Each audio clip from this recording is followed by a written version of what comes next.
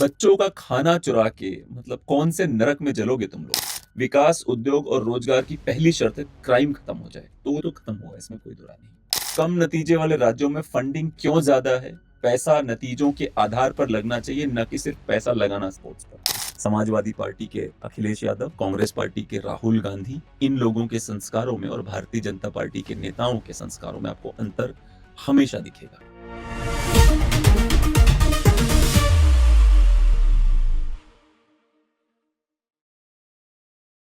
दोस्तों नमस्कार। जय जय सिया राम। आज चर्चा करेंगे उत्तर प्रदेश की। कल हमने मध्य प्रदेश को डिस्कस किया था। मध्य प्रदेश में मोहन यादव की सरकार ने लिटरली वहां की जनता को नाकों लोहे के चने चबवा रही है, इतना बुरा हाल है मध्य प्रदेश का। उसी घटनाक्रम में हमने क्या किया, कल हमने ट्विटर पे डाला था बर्बाद मध्य प्रदेश। ठीक है, बर्बाद मध्य प्रदेश करके ट्विटर पे जब हमने डाला तो बहुत सारे न्यूज आई और केवल और केवल बर्बादी की ही न्यूज थी, कहीं भी कोई प्रेज नहीं थी।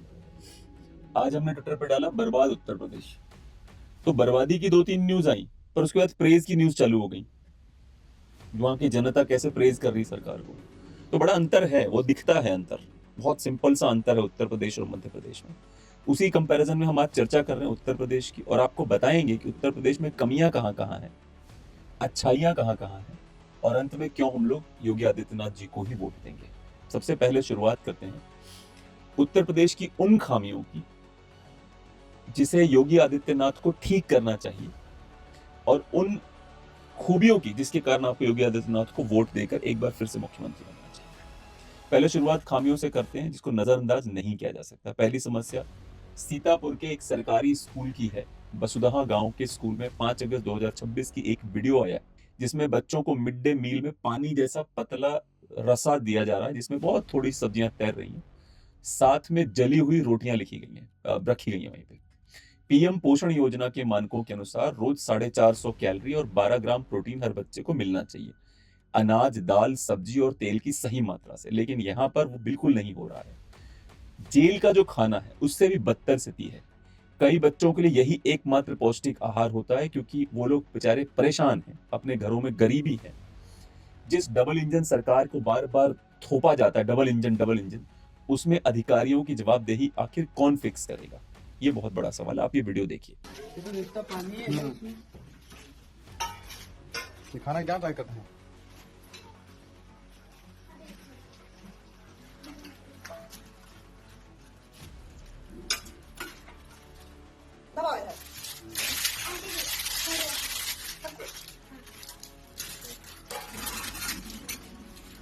रोटी के पास अरे बच्चों का खाना चुरा के, जो आंगनबाड़ी है, जो लोग भी जिनको भी ये जिम्मेदारी मिली है, बच्चों का खाना चुरा के मतलब कौन से नरक में जलोगे तुम लोग, कितने बेशर्म हो। ये बात बिल्कुल सत्य है मध्य प्रदेश के बारे में भी और उत्तर प्रदेश के बारे में भी, कि बहुत बड़े बड़े सूबे हैं ये, हर जगह नजर नहीं रखी जा सकती। पर यही तो बात है ना, इसी वजह से तो ब्यूरोक्रेसी को टाइट किया जाता है, ताकि हर जगह नजर रखी जा सके, हर जगह देखी जा सके, हर चीज पे नजर रखी जा सके। तो मैं यहाँ पर योगी आदित्यनाथ जी की सरकार को कहूंगा कि ये बहुत गलत है, आपको इसको फिक्स करने की कोशिश करनी चाहिए। बहुत गलत है ये, क्योंकि ये उचित नहीं है। दूसरी समस्या की तरफ बढ़ते हैं।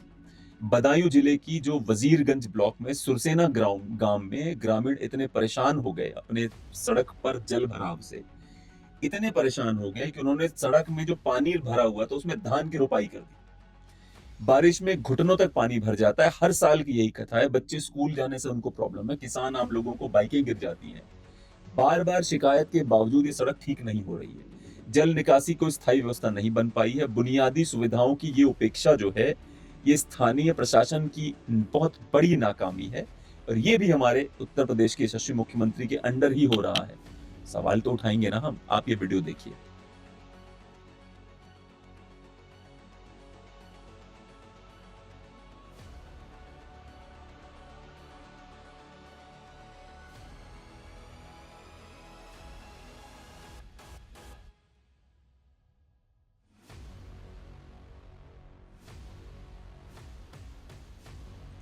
वैसे तो मेरा पूरा समर्थन है, और मुझे बहुत अच्छा लगा जिस तरह से उन्होंने विरोध का जो तरीका चुना है, वो बहुत जबरदस्त तरीका है इनका विरोध का, मतलब मुझे बहुत मजा है इनका विरोध देख के। अब तीसरी जो समस्या है उसकी बात करते हैं। खेलों में जो फंडिंग होती है उसमें जो उत्तर प्रदेश की स्थिति है वो अच्छी नहीं मानूंगा मैं इसको। मैं यकीन मानिए मुझे नहीं अच्छा लगता कि खेलों में फंडिंग पे उत्तर प्रदेश को ऐसे इस तरह से मतलब उत्तर प्रदेश की चर्चा करनी पड़े, लेकिन उसके पीछे एक कारण है। आप ये देखिए, जो स्पोर्ट्स की फंडिंग का मामला है उत्तर प्रदेश का, वो बहुत ही मतलब बहुत अच्छी बात नहीं। अगर फंडिंग को आप कैलकुलेट करेंगे उत्तर प्रदेश में, तो जो पदक जो आते हैं उत्तर प्रदेश के नाम पे और प्रति पदक जो सरकारी खर्चा है, अगर आप बेसिक करके देखेंगे तो उत्तर प्रदेश और गुजरात हर अंतरराष्ट्रीय मुकाबले में अगर जाते हैं तो उनकी फंडिंग कंपैरेटिवली उनके मेडल्स अगर आप तुलना करेंगे तो आप पाएंगे कि हरियाणा और मणिपुर, जहां पर खेलों के नाम पर पैसे इतने खर्च नहीं किए जाते, वहां से अधिक चैंपियन मिलते हैं। कम नतीजे वाले राज्यों में फंडिंग क्यों ज्यादा है? पैसा नतीजों के आधार पर लगना चाहिए, न कि सिर्फ पैसा लगाना स्पोर्ट्स पर।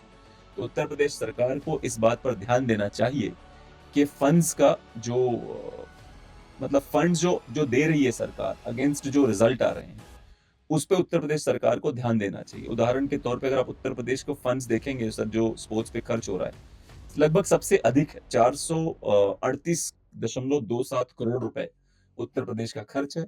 उसकी कंपैरिजन में जो उनको मेडल्स मिल रहे हैं वो उतने नहीं मिल रहे ना उनका खर्च आ रहा है। तो ये एक और मुद्दा है जहां पर उत्तर प्रदेश के यशस्वी मुख्यमंत्री को ध्यान देने की सख्त जरूरत है। अब बात करते हैं लखनऊ एक्सप्रेसवे, जो है लखनऊ कानपुर एक्सप्रेसवे, उस पर एक बार फिर से प्रॉब्लम्स नजर आई हैं। ये देखिए, आप ये पिक्चर दिखाता हूं मैं आपको। ये NHAI प्रोब भले ऑर्डर कर ले, पर इन रियलिटी सबको ये मालूम है, ओपन सीक्रेट है कि जो भी कॉन्ट्रैक्टर लेता है इस तरह के ठेके को, उस कॉन्ट्रैक्टर को पैसे खिलाने पड़ते हैं। 30 से 40% पैसे खिलाने पड़ते हैं अलग अलग अधिकारियों को। ऐसे एलिगेशन एक बार दो बार नहीं, हजारों बार लगे हैं। अधिकारियों को, मिनिस्टर को, सबको पैसे जाते हैं। खुला खुला है, ये ओपन सीक्रेट है, कोई सीक्रेट ही नहीं है, सबको पता है ये बात। उसके बाद भी आज भी अधिकारी पैसे ले रहे हैं, आज भी नेता पैसे ले रहे हैं। इसकी वजह से इस सड़कों का ये हाल हुआ है। जो सड़कों का बुरा हाल है उसके पीछे मुख्य कारण यही है, इसी वजह सड़कों का बुरा हाल हुआ। तो आपको मैंने बताया कि उत्तर प्रदेश में गड़बड़ियां कहां कहां पर हैं। आइए आपको कुछ अच्छाइयों की तरफ चलते हैं। गड़बड़ियां तो समझ गई आप, अच्छाइयां ये हैं क्योंकि मैंने जब डाला बर्बाद उत्तर प्रदेश ट्विटर पे तो लिख के आया कि हाँ भाई ये प्रॉब्लम्स हैं। कानून व्यवस्था में बहुत अच्छा सुधार हुआ उत्तर प्रदेश में। हाल ही में एक लड़की वाराणसी से दिल्ली में रात को आ रही थी, रास्ते में उसकी जो गाड़ी थी वो किसी ढाबे के पास खराब हो गई, फंस गई उत्तर प्रदेश में। तो उत्तर प्रदेश पुलिस ने उसकी बहुत मदद की। उस मदद की तारीफ में उसने एक वीडियो बनाया है और वो वीडियो बहुत ही फनी है और बहुत ही ब्यूटीफुल है कि उसने किस प्रकार से रात को गाड़ी खराब होने के बाद उसने पुलिस वालों की मदद की तारीफ कैसे की। आप ये वीडियो देखिए। हैशटैग रिस्पेक्ट रहेगा। कहें कि भैया कल जो बहलना मेरे साथ है, गनगना देने वाला मैटर है, तो ध्यान से सुनना। कल रात हम और मेरी महिला मित्र हम बनारस से लखनऊ की ओर प्रस्थान कर रहे थे। अचानक से रात के 8 बजे हमारी गाड़ी किसी टिल्लू ढाबे पे हाईवे पे रुक गई, ठहर गई, थम गई। हमें लगा हम कमजोर आदमी, हमें पता है गाड़ी में क्या हुआ है, इंजन गर्म हो गया है, 2 मिनट खोलेंगे ठीक हो जाएगा। 20 मिनट हम रुके, इंजन खुला, कुछ नहीं हुआ, गाड़ी स्टार्ट नहीं हुई। हमने कंपनी वाले को फोन किया, उसने 4 कहानियां सुनाई, 4 अलग, मैडम ये करी कुछ नहीं हुआ। उसने कहा कि मैडम हम अपना आदमी भेजेंगे ना कल सुबह 8 बजे। हम कहा अच्छा ठीक है। अब हमें लगा कि यार कल के अखबार में हमारा नाम ना आ जाए, क्योंकि जब आप लड़की हो, रात में हो, ऐसी सिचुएशन में हो, तो आपके दिमाग में कुछ अच्छा तो आता ही नहीं है ना। तो हमें लगा कि अब इस मैटर में तो पुलिस ही कर पाएगी कुछ। तो हमने फ़ोन किया, पुलिस को फ़ोन किया हमने, और भैया घड़ी देख के, कसम बता रहे, घड़ी देख के 2 मिनट के अंदर सायरन बजाए, टे टे टे, मन बाबर उठे, जन से उठे के अबे सिंघम करते हुए 2 पुलिस इंस्पेक्टर आए। एक ने हमारी सारी डिटेल लिखी, नाम लिखा, पता वता सब किया। दूसरे को बोलते हैं कि मैडम आप जरा हटिए, हम देखते हैं क्या हुआ है। वो गाड़ी में बैठे, ढाबे से 3-4 लड़कों को बुलाया, गाड़ी पे धक्का लगाया, अच्छी गाड़ी स्टार्ट, ऐसे स्टार्ट की उन्होंने गाड़ी। उसके बाद बोला मैडम हमारा नंबर है आपके पास, आगे जाके कोई तकलीफ होती है हमें फ़ोन करिएगा, हम हैं आपके लिए, I am there for you. किसी ने नहीं बोला ये है यूपी पुलिस भाई साहब, ये है। देखा आपने, तो ये उत्तर प्रदेश पुलिस आपकी सेवा में सदैव तत्पर। इसमें कोई दो राय नहीं है कि पुलिस का बहुत जबरदस्त सुधार हुआ है, वरना समाजवादी पार्टी का भी एक जमाना हुआ करता था कि हर जिले में हमारा एक अपराधी जरूर होगा जो उस जिले को हमारी तरफ मोड़ देगा जरूरत पड़ने पर। मतलब क्या था, every district one criminal policy थी, शायद ऐसी एक पॉलिसी भी हुआ करती थी। उत्तर प्रदेश में बुनियादी ढांचे में एक्सप्रेसवे, एयरपोर्ट, औद्योगिक कॉरिडोर, राज्य में निवेश और विकास पर योगी जी का बहुत जबरदस्त जोर रहा है। उनका टारगेट है किसी तरह उत्तर प्रदेश को $1 ट्रिलियन की अर्थव्यवस्था बनाई जाए। पूरा हो या ना हो, पर दिशा जरूर सही है। विकास, उद्योग और रोजगार। विकास, उद्योग और रोजगार की पहली शर्त है क्राइम खत्म हो जाए, तो वो तो खत्म हुआ, इसमें कोई दो राय नहीं। पर ना आप सोचिए, ये 2 यंग लड़कियां, अगर अशरफ होता वहां पे, जो उसका क्या नाम था, वो जो एक गैंगस्टर मार दिया गया था, अतीक अहमद, उसका भाई अशरफ अगर ऐसी लड़कियों को सड़क पे पा जाता, या उसका बेटा असद पा जाता ऐसी लड़कियों को, अपन तो उठवा लेता उनको रात को, वो भी उसके लिए तो गोल्डन चांस था। अपराधियों को जो मट्टी में मिलाया गया है ना, उसका कुछ रिजल्ट जरूर आता है, कोई माने चाहे ना माने, कोई किसी की समझ में आए ये बात चाहे ना आए। और एक बात, उत्तर प्रदेश के मुख्यमंत्री चाहे जैसा भी हो, पर जिस प्रकार की वो बातें बताते हैं, अपने मुद्दे को पिछले 25 साल से फॉलो कर रहा हूं मैं उत्तर प्रदेश के मुख्यमंत्री को, वो व्यक्ति अपनी बातों से भटकता नहीं है, उसकी बातें एज इट इज होती हैं। ये नहीं होगा कि बंगाल हार गए तो लिखो सब सुख लहे तुम्हारी सरना, तुम रक्षक काहू को डरना। उसके बाद बोलो मेरे से बड़ा सनातनी कोई नहीं है, और फिर सनातन धर्म का समाजवादी पार्टी वाले ऐसा मजाक उड़ाए संसद भवन में कि अखिलेश यादव के अपने सगे चचा को बुरा लग गया। आप वीडियो देखिए।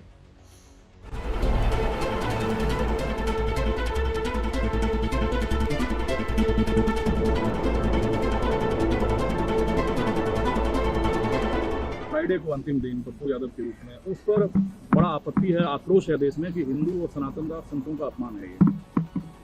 देखिए, वो गलत था, क्योंकि जो राम मंदिर में चोरी हुई है उससे संतों का कोई वास्ता नहीं, तो वो तो बेसिकली गलत चीज़ थी, होना नहीं चाहिए था। देखा आपने, जब आपके अपने सगे चाचा को आपकी पार्टी की हरकतें बुरी लगने लगे, इससे पता चलता है कि आपकी पार्टी कितने पानी में है। एक्टिंग करने से आप हिंदू नहीं बन सकते, एक्टर्स हिंदू नहीं बन सकते। हिंदूपना ब्लड में होता है। अब ये देखिए, इन्होंने कभी, अखिलेश भैया ने कभी सीखा ही नहीं। वो बात और है कि बीजेपी के अध्यक्ष नितिन नवीन के भी गाड़ी के सामने बजरंगबली का रूप पकड़ के एक बच्चा नाच रहा था, मैंने उस पर वीडियो बनाया था और मैंने कहा था कि ये सरासर बेशर्मी है बीजेपी के अध्यक्ष की, हमने कहा था। परंतु अखिलेश भैया जो अभी नए नए हिंदू बने हैं, अब देखिए कैसे जय श्री राम बोलते हैं, उन्होंने कैसे शांत करवा दिया। सुनिए आप ये।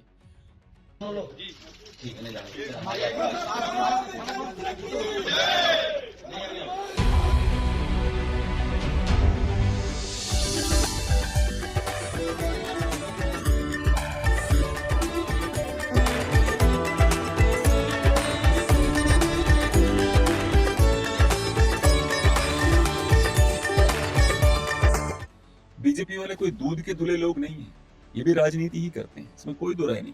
पर संस्कारों का अंतर है और वो रहेगा, हमेशा रहेगा। संस्कारों का अंतर हमेशा देखेंगे, हर बार मिलेगा।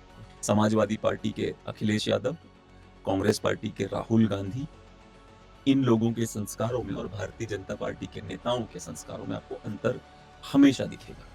जिन लोगों को भाजपा ने दूसरी पार्टियों से उधार ले लिया, मैं उनकी बात नहीं कर रहा हूँ, क्योंकि बहुत सारे करप्ट नेता भाजपा में शामिल हो गए, इसमें कोई दो राय नहीं है। पर जो भाजपा में जो पले बढ़े नेता हैं, जिन्होंने भाजपा को प्रिंसिपल्स के बेसिस पे ज्वाइन किया है, उनके अंदर आपको सदैव संस्कार मिलेंगे। हर बार आपको देखेंगे कि वो संस्कारी लोग किस प्रकार से संस्कारों का हमेशा हमेशा उपयोग करते हैं। एक और बात बताता हूं मैं आपको, उत्तर प्रदेश के मुख्यमंत्री आदरणीय योगी आदित्यनाथ ने एक बार फिर से कांग्रेस और समाजवादी पार्टी को एक्सपोज किया। आप ये वीडियो देखिए। और ये आक्षेप कौन लगा रहा है? ये आक्षेप वह समाजवादी पार्टी और वह कांग्रेस लगा रही है, जिन्होंने सदैव राम जन्मभूमि और भगवान श्री राम का अपमान किया है। क्या ये सच नहीं कि 1990 में अयोध्या की गलियों को और सरयू की पावन धारा को रक्त रंजित करने का पाप समाजवादी पार्टी की सरकार ने किया था? क्या पूरा देश और पूरी दुनिया और सभी राम भक्त ये नहीं जानते?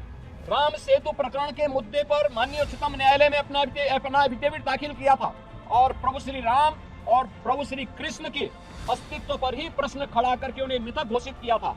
वह कांग्रेस और यूपीए से जुड़े हुए दल किस मुंह से अयोध्या में आस्था की आज चर्चा करते हैं?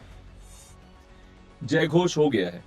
मैं बार बार कहता हूं, उत्तर प्रदेश की कमियों को मैंने आपको दिखाया और उत्तर प्रदेश की अच्छाइयों को भी दिखाया। आपको फैसला करना है कि आपका वोट किसको जाएगा।